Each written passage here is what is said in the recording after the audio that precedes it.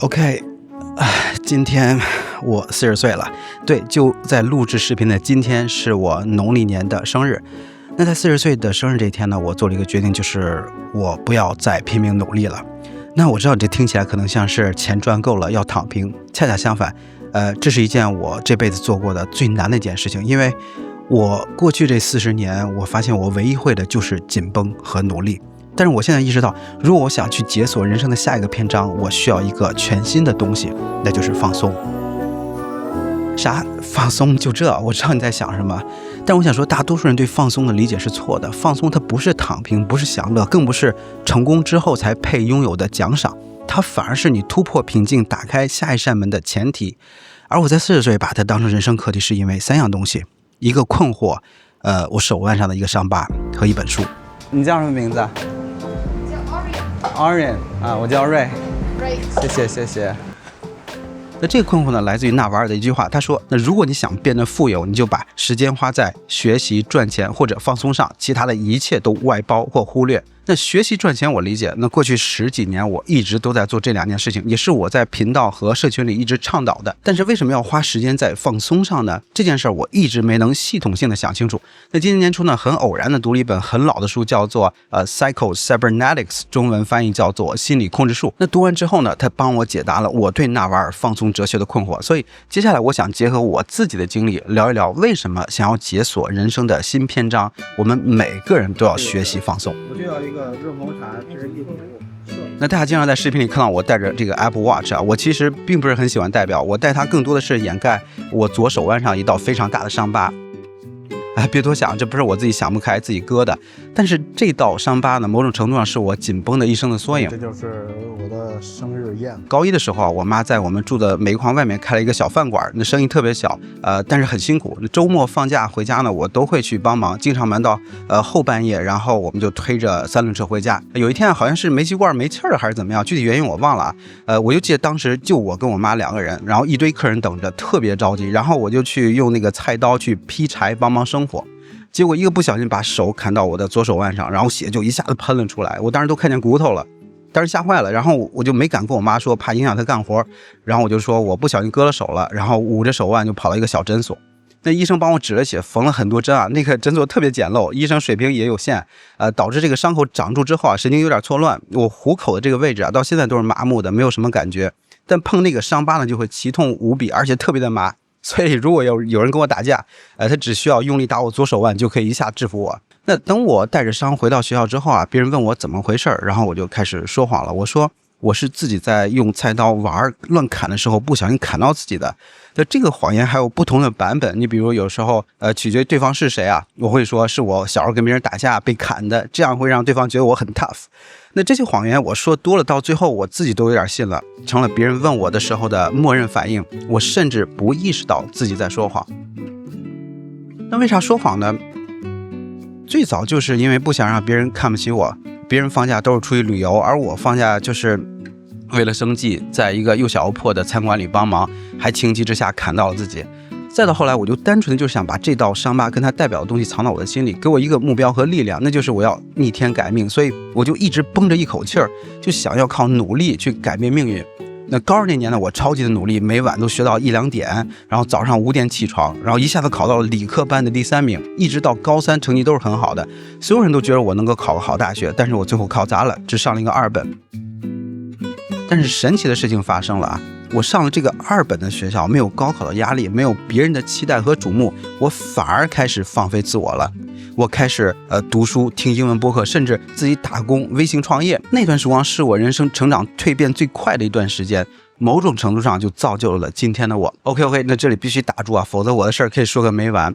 那我为什么说这些呢？它跟放松有什么关系呢？就是当我读完这本心理控制术后，然后再看这段跟我人生中很多的类似的经历，我都发现我身上有个规律，那就是我紧绷的时候往往会把事情搞砸。用一句流行的话来说，那就是越努力越失败，而只有我放松的时候，好事情才会发生。那我最近老说一句话，那就是 Good things only happen when you are relaxed。 这是为什么？在这本书里啊，作者提到了一个成功机制，英文叫做 success mechanism。他说啊，我们每个人的潜意识里都内置了一套自动导航系统，就像导弹的制导系统一样，它会自动的校准方向，带着你去向你的目标。你不需要告诉它每一步怎么走，你只需要设定好目标，然后让它运转。这其实就是我们经常说的心想事成。那牧羊少年奇幻旅行里面有一句话说，当你真心渴望某件东西时，整个宇宙都会联合起来帮你完成。我相信大多数人都有过类似的经历。但问题来了，这套系统啊有一个运行条件，那就是你必须足够放松。当你紧张、焦虑、拼命想控制每一个步骤的时候，你的意识就会强行介入，试图接管这套自动系统，结果你就是把它给卡死了。就好像你端着水杯走路，想要不洒水一样，你越想着不要洒水，越盯着那个杯子，反而水会洒出来。但是你越不看它，越不在乎，越放松，反而水就不会洒出来。那书里管这个呢叫做 creative mechanism 被前脑锁死了，结果就是你越想要越做不好。那具体来说啊，就是你的不放松在下面4个维度阻碍了你。那我们经常认为啊，压力来自于动力，我发愤图强去学习，想高考成功，就是拥有这种底层信念。然而反直觉的是，这种理解可能是错的。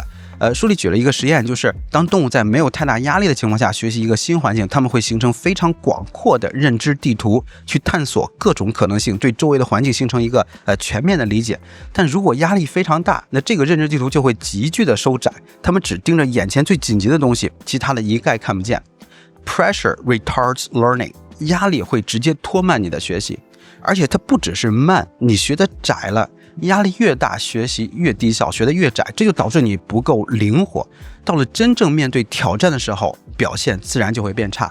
那这就解释了为什么我会高考失利，因为我高考失利不仅是因为太过于紧张，卡死了成功机制，本质上也是因为我在压力下的学习让我学得太窄了，我只会做题，而且只会做特定的题，整个认知方式都是僵硬的。到了高考这种真正的挑战面前，我没有灵活性，没有应对能力。那从更大的层面来看呢，这也解释了很多人都能感受到但说不清楚的现象，就是为什么有些像我这种家境不是很好的小镇做题家，在学校的时候成绩不错，做题很行，但到了社会上反而表现不如那些家庭环境更加宽松，学习成绩不一定那么好的同学。那我们以前认为只是因为他们可能有资源有关系，但这本书让我意识到还有一个更底层的原因，就是我们以为我们学得更好，但其实我们学的可能更窄。他们在更放松的环境下成长，认知地图比我们要宽得多，而小镇做题家们遇到高压的环境的概率会更高一些。所以快乐学习说到底还是有道理的，而我们的高压一直在影响着我们整个人生轨迹。那这并不是说在巨大的压力下的学习和努力就不能带来成功，但秘密在于想要解锁更大的成功，我们更应该给自己放松的空间，学会放松。那我知道你会说，你说的轻松，人是不能说放松就可以放松的呀。如果我的条件不允许我放松呢？瑞，你是小镇做题家的时候不也是没有办法放松吗？你现在是条件好了，开始站着说话不腰疼了。对，我不否认。很多身处危机的人呢，他无法彻底放松，但是我们要清楚，这个放松呢，其实是一个度，而不是一个单一的状态。那这就是我想说的第二点，那就是你的不放松是一种过度反应，这会让你成为人生中的 reactor， 而不是 actor。那书里说啊，人本质上是 actor， 不是 reactor。我们不是随风飘的船，我们有目标，有方向。那如果你对环境的反应不能推进你的目标，甚至会阻碍你实现目标，你真正应该做的就是不反应。我们大多数人天天在做的担心、焦虑、纠结，恰恰是这种无用的反应，他们不会帮你前进，只会把你卡住。你真正应该做的就是不反应。你比如书里说，我们大多数人之所以会担心、焦虑、慌张，本质上来自于一个非常糟糕的心理习惯，就是你总觉得在此刻应该做很多事情。你做事情 A 的时候，突然想到事情 B 还没有完成， C 也想做， D 也不能耽误。然后作者接下来的这段话呢，就让我特别的喜欢。他说，即使在最忙的一天里，所有的事情也只能一件一件的到你面前来。不管你有多少问题、多少任务、多少压力，他们只能排成一列纵队，一个一个来，这是客观规律。所以当你脑子里想着很多事情的时候呢，你是在违反了这个客观规律。因为过度反应，我们会拖延、躲避、过度思考、担心，甚至会被压力压垮。没有作为掌控者去决定你此时此刻应该 focus 的事情，这就导致你什么都做不好。所以很多提升效率的数据都在强调，单任务处理，去否定多任务处理，而很多书去教我们正念，去关注当下，本质上也是在顺应这一种一次只做一件事情的客观规律，让我们去放松，不要去过度反应。只不过他们更多的是强调身心灵层面，没有具体解释原理。而这本书在半个世纪之前就已经把这个道理说得非常清楚了。那小到一个具体的任务是如此，我们在人生的旅途上也是这样。我们经常说人生是场旅途，但说实话，我们很多时候并不能够真正的理解这句话。近些年很多书都在倡导享受过程，淡化目标。我们异口心饭年初读了一本书叫做 Tiny Experiments， 里面甚至会说你不要去设置目标，你要设置实验。但这又和另外一种声音矛盾了，就是无数的所谓的成功学效率数据都在教你如何设定目标、定计划、拆解执行。所以到底哪个是对的呢？那 Psycho-Cybernetics 给了一个非常清楚的答案，就是都对，但你搞混了它们的比例。书里说人天生就是一个目标导向的动物，你没有目标，你甚至都不会开始，所以哪来的过程呢？所以目标是必须的。但当你设立了目标之后，你大部分时间其实应该是在旅途模式里。在旅途模式的时候，你是一个 actor， 决定每一步踏在哪里，甚至决定去享受沿途的风景。而只盯着目标的时候，你会过度反应 trying too hard， 是一个 reactor， 你反而脚会踏空。你真正应该做的是大部分时间是注意脚下的路，偶尔抬头确认一下方向就够了。然而我们很多人做的恰恰相反，太少在旅途模式，过度盯着目标，你越盯，压力越把你从 actor 推向 reactor， 陷入欲速则不达。你越是目标沉重，就越应该学会放松。这对我当下有很大的现实意义。我曾经说过我获得了财务和时间上的相对自由，现在只做我喜欢做的事情，要实现大目标。然而我发现目标太大，项目太多，而且我老想着快速把面临的问题全部解决，这让我有些喘不过气，甚至有时候会 panic attack， 哪个都想现在做，哪个都做不了，忽略了专注过程，甚至想要放弃。而且更要命的是，这让我非常自责，觉得自己能力不够，而这就是压力影响我们进步的下一个重要的方面。40岁生日过完了，走吧，去工作室。咱们去看那个猫保安还在不在？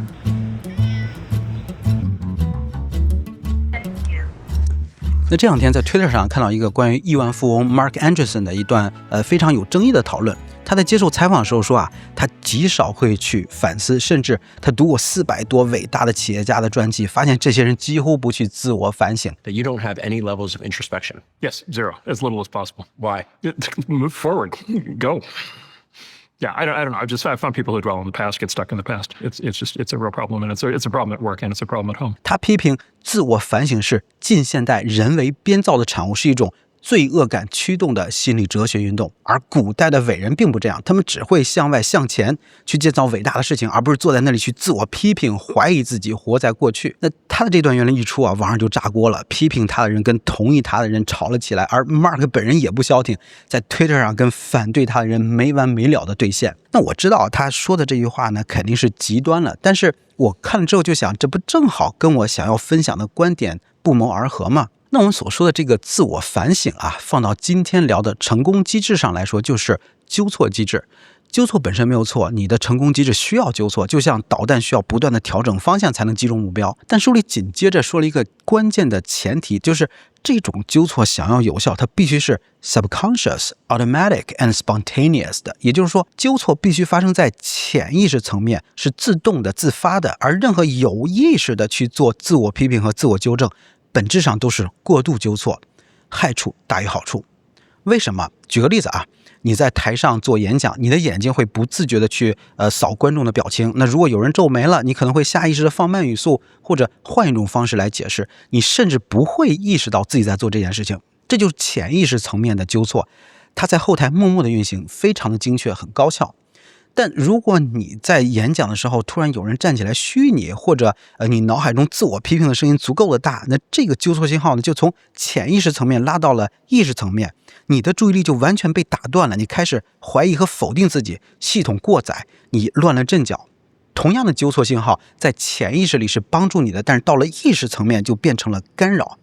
那自我批评就是这个道理，你当然需要纠错，需要进步，但这个过程应该让潜意识去处理，自动纠错，自动调整。而当你把它拉到意识层面，变成了我怎么这么差，我又搞砸了，我是不是根本不行，那你就不是在纠错了，你是在攻击自己。你的成功机制不是被修正了，而是被压制了。所以我们一直所说的这个放松，其实就是让你的意识退后一步，让潜意识去跑，而紧张就是你的意识在抢方向盘。当成功机制被压制，最直接的表现就是你不敢做自己了。为什么要强调做自己？因为我们每个人内心都有一个真实的自我，有自我表达的天性。真正的成功就是你找到并释放了那个真实的自我，回答那个终极的问题：我是谁？但过度的自我批评恰恰在压制这种表达。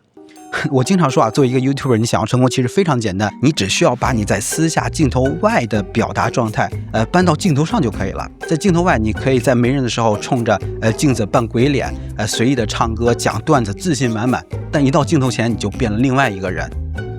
你就能够明显的体会到自我抑制的感觉。但你要注意啊，抑制你的大多数情况下不是台下的观众，而是你自己，是我们自己的意识。只有当你抛弃这个意识，达到忘我无我，你才能够实现最大的自我表达，而那就是你最大的潜能。而这种忘我的状态就是最深层的放松，